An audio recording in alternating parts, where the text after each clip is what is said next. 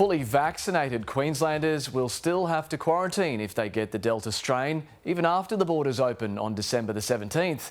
The Chief Health Officer says their families will also need to isolate with them at home for the 2-week period. This comes as the vaccine blitz continues in the regions. The Premier telling Queenslanders she can't look after them if they don't get on the lifeboat and get jabbed. Lexi Hamilton-Smith reports. Jane Caswell is one of the lucky ones. She flew into Queensland from Sydney this morning as part of the home quarantine trial. I've landed in Brisbane and I'm currently in a cab heading home to the Gold Coast. The COVID-safe transport has to be approved by Queensland Health. $220, way more than my airfare. More than 12,000 others desperate to fly here before the December 17 reopening are struggling to get approval by police due to a lack of hotel quarantine. I feel very grateful to be that one person that gets one out of the 1,000 that gets picked to quarantine at home. As the vaccination blitz continues, the border queues are growing. The Premier ramming home a safety message ahead of a COVID storm. I can't look after you if you won't hop on the lifeboat. We can't save you if you're not on the lifeboat. The storm is coming, we need to be prepared. I want everyone on the lifeboat. New vaccination hubs are opening in the north, with ministers speaking the language of locals. Delta has the potential to be a Category 5, but it will be Yasi without the cyclone siren.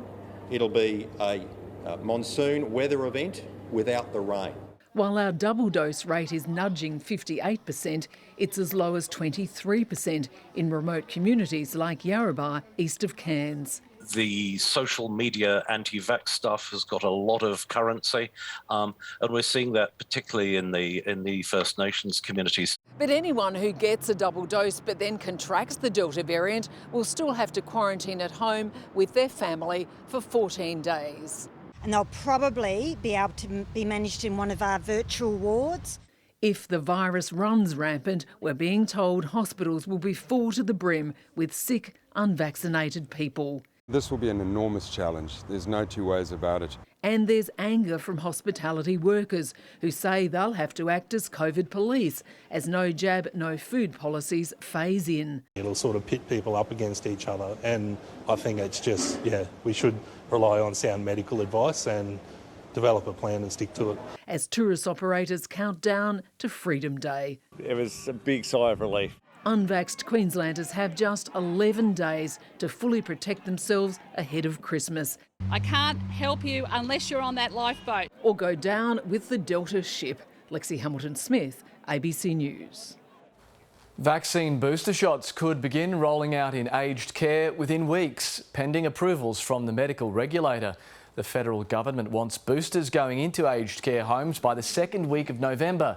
But the additional jabs have to be approved by the Therapeutic Goods Administration and recommended by the government's Vaccine Advisory Board.